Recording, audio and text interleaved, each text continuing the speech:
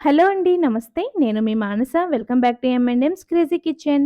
ఈరోజు వీడియోలో చెల్లగుత్తులు first time చేసినా పర్ఫెక్ట్‌గా రావాలంటే బ్యాటర్ ఏ కన్సిస్టెన్సీలో కలపాలి, అలాగే కొత్త చెల్లగుత్తి మౌల్డ్‌ని ఫస్ట్ టైమ్ యూజ్ చేసేటప్పుడు పిండి అతుక్కుపోకుండా బాగా రావాలంటే ఈ చిన్న ప్రాసెస్ ఫాలో అయితే చాలండి.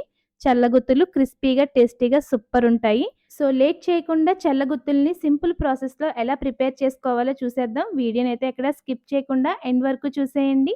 అలాగే మన ఛానల్‌ని ఫస్ట్ టైమ్ చూస్తున్నట్లయితే ప్లీజ్ ఛానల్‌ని సబ్స్క్రైబ్ చేసుకొని మమ్మల్ని మరింత సపోర్ట్ చేయండి. ఫస్ట్ అయితే చెల్లగుత్తి బ్యాటర్ కోసం ఒక మిక్సింగ్ బౌల్‌లో 1 కప్పు వరకు మైదా వేసుకోండి. అలాగే చెల్లగుత్తులు క్రిస్పీగా రావడం కోసం 1 కప్పు వరిపిండి వేసుకొని మైదాని, వరిపిండిని బాగా కలిసేట్టు కలిపిన తర్వాత ఇప్పుడు ఇందులో అరకప్పు వరకు పంచదారని వేసుకోవాలి. అలాగే అర టీ స్పూన్ వరకు వంట సోడా, పావు టీ స్పూన్ సాల్ట్ వేసుకొని డ్రై ఇంగ్రీడియెంట్స్ అన్నింటిని కూడా ఒకసారి విస్కర్‌తో అన్నీ బాగా కలిసేట్టు కలిపిన తర్వాత ఇప్పుడు ఇందులో కొద్ది కొద్దిగా వాటర్ యాడ్ చేసుకుంటూ ఉండలు లేకుండా పిండిని విస్కర్‌తో బాగా కలుపుకోవాలండి. మరీ ఎక్కువ వాటర్ ఏయకుండా కొద్ది కొద్దిగా వేసుకుంటూ పిండి మనకి రిబ్బన్ కన్సిస్టెన్సీలోనే ఉండాలి. కాస్త పలచగా ఉండేట్టు కలుపుకొని దీనిపైన మూత పెట్టి పిండిని ఒక 2 గంటల సేపు నానబెట్టుకోవాలి. 2 గంటల తర్వాత మూత తీసి చూసారంటే షుగర్ మెల్ట్ అవుతుంది. అలాగే పిండి పైన కాస్త బబుల్స్ కూడా ఫార్మ్ అయ్యి ఉంటాయి. ఇప్పుడు పిండిని ఒకసారి బాగా కలుపుకొని చూసుకోవాలండి. మనకి మరీ థిక్‌గా ఉండకూడదు. మరీ పలచగా ఉండకుండా మనకి చెల్లగుత్తి బ్యాటర్ ఈ కన్సిస్టెన్సీలో ఉంటే సరిపోతుందనమాట.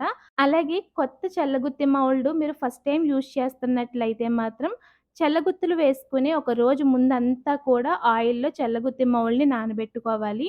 ఇలా నానబెట్టుకుంటేనే మనకి పర్ఫెక్ట్‌గా అతుక్కోకుండా అయితే వచ్చేస్తాయన్నమాట.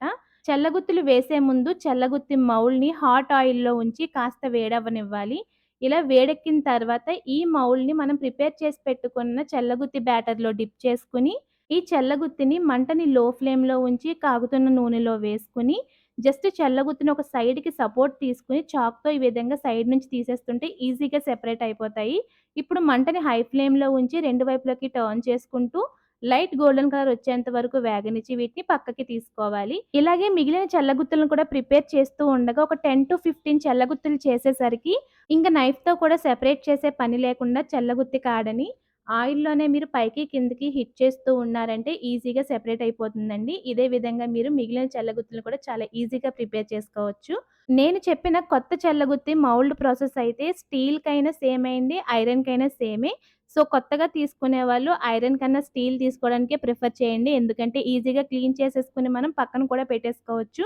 అదే ఐరన్ అయితే మళ్ళీ దానికి గ్రీస్ చేయాలి. లేకపోతే దాన్ని అలాగే శుభ్రం చేయకుండా కవర్‌లో పెట్టి ర్యాప్ చేసుకున్నా పర్వాలేదండి. సో, ఇంకెందుకండి ఆలస్యం నేను చెప్పిన కొలతలతో మీరు కూడా చెల్లగుత్తి బ్యాటర్‌ని ప్రిపేర్ చేసుకొని క్రిస్పీ అండ్ టేస్టీ చెల్లగుత్తుల్ని ఇంట్లోనే ప్రిపేర్ చేసుకోండి. అలాగే మీకు ఈ రెసిపీ ఎలా వచ్చిందో కూడా మాకు కామెంట్స్‌లో షేర్ చేయండి.